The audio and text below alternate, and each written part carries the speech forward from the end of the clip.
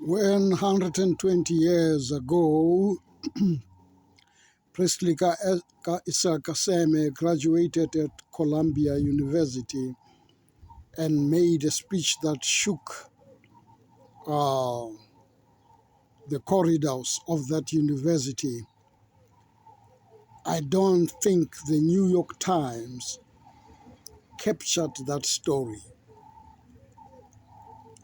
That story that was the strongest ever since folk talked of a sleeping giant awakening.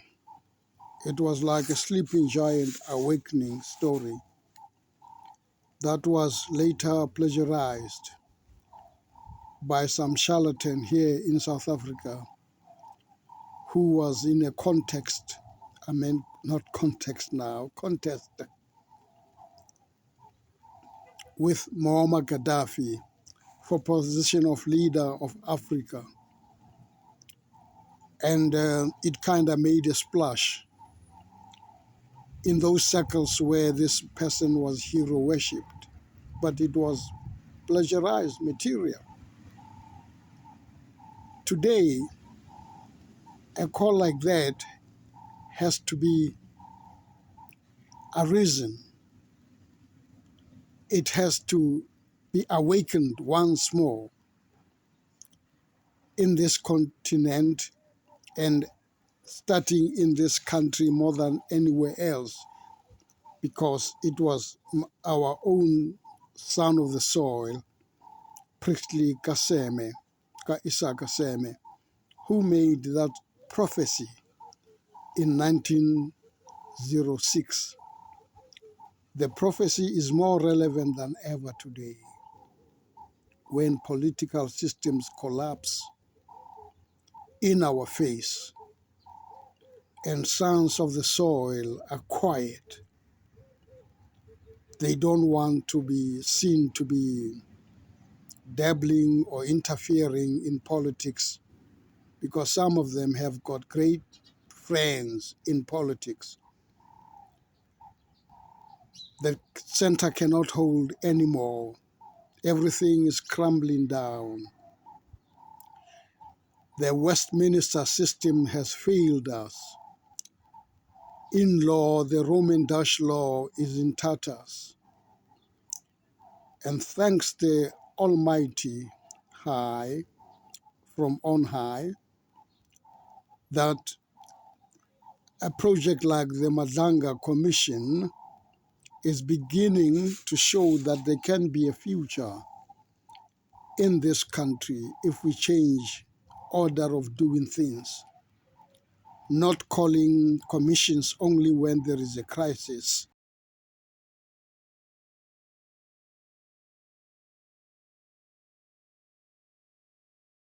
The judiciary alongside the policing systems so that people whom the police cannot catch, the commissions can trace them down like the Madanga does and bring them forth so that if need be, they should be prosecuted or be set free. You need a new system today more than ever before. You need a home-brewed system, completely home-brewed. There are many systems that you can look into, systems like anocracy, isocracy, and a touch of gerontocracy, because gerontocracy, for gerontocracy's sake, is also a very bad failure. And the thought leaders out there, it's high time you grapple the nettle by the neck. I'm calling upon a few names because I'm not a prime player of any kind in this country. But it does not mean a lowly voice cannot reach the higher ups. they hire to be voices. I'm calling on people like, and I won't call them by their titles. Not that I don't respect their titles, but I want them to be on an equal stage, and then they can be better on equal footing when they recover governance, not by politicians, not by priests, not by lawmakers. They recover a system, and I'm calling upon the names of Lisiba Tefu, Mama Bolo Rapeso, Smangaleso R. Kumalo. Across this country, you have thought leaders like Vusi Musi, Moyo, Muemedi Kepadisa, Suzette Ngumalo, who are showing up on Facebook and other media. Zingisa Mkuma,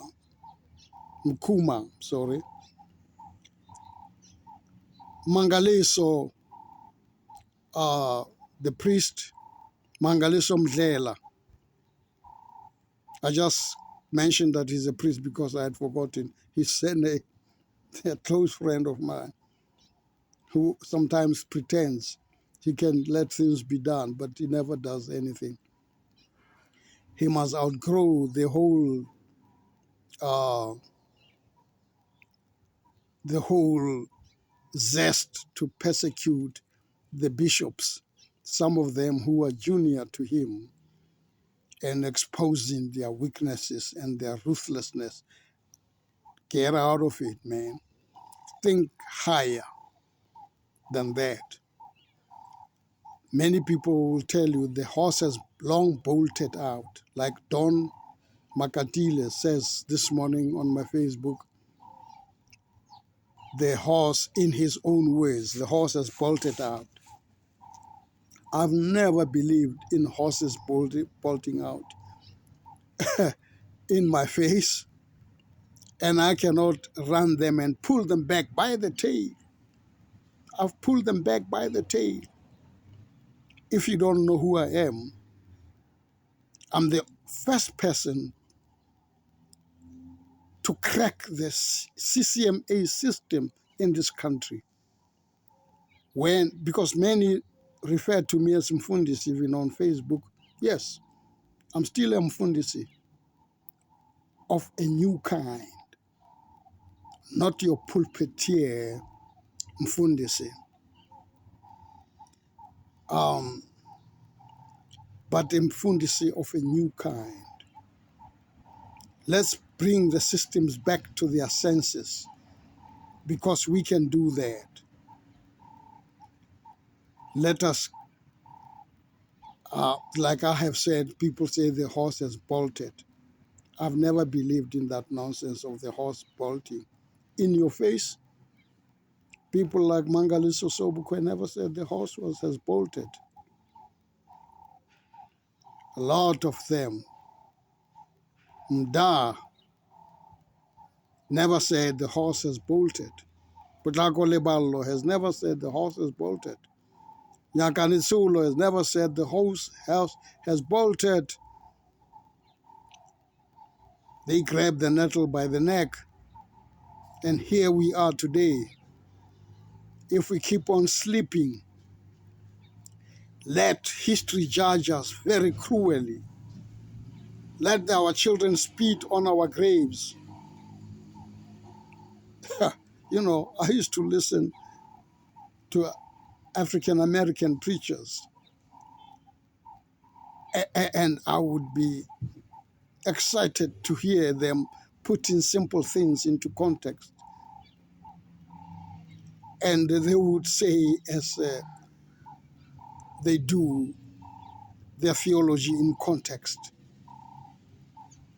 They said, some of them would say, I ain't got no car, but I got shoes, man.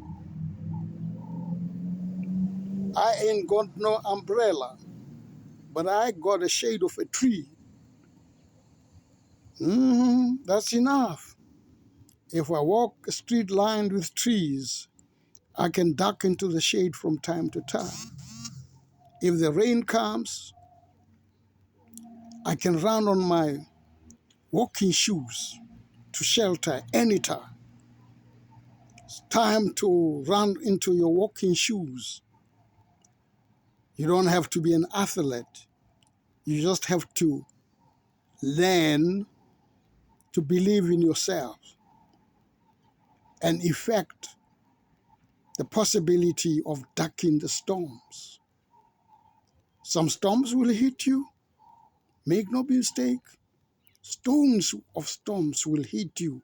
That if I call them stones. But man, your thoughts, your mind will survive. I'm challenging you out there.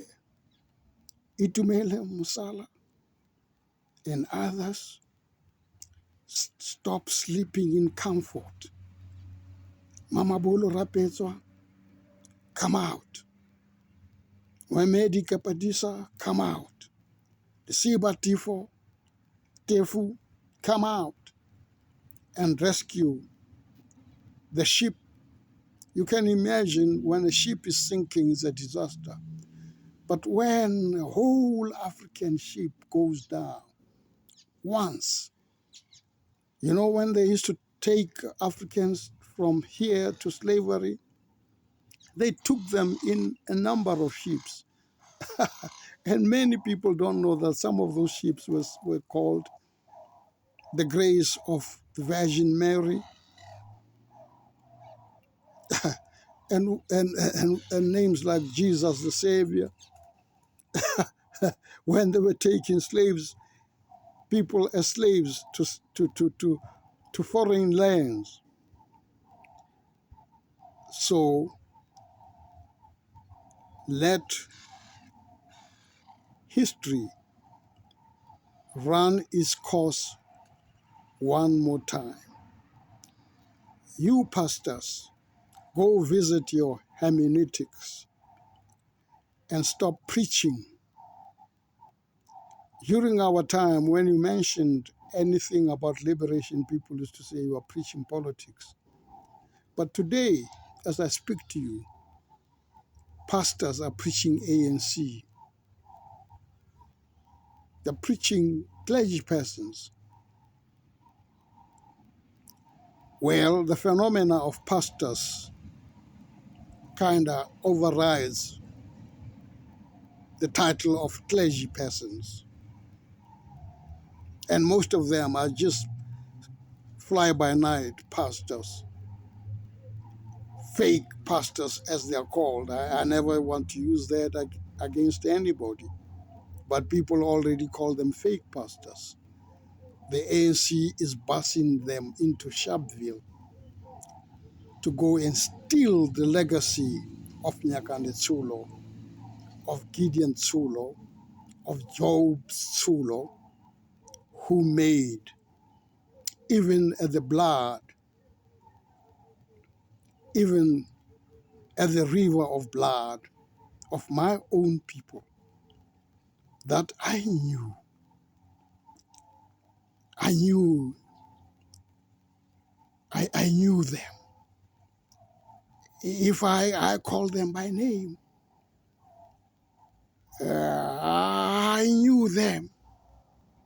I knew Ntatele Sibu, a prim policeman who worked for the Bantu Affairs Commissioner, who fell to the bullet of Sharpeville, passing by my home every morning in uniform. And I guess a lot of people saluting him in the street. I knew Ntate Komtere, who worked at Labonskagenes office as a municipality police, who it is said tipped off some people that the Boers are going to slaughter you. I don't know at which stage did he, but I knew them. And I'm saying to you today, they must be vindicated. They must be vindicated.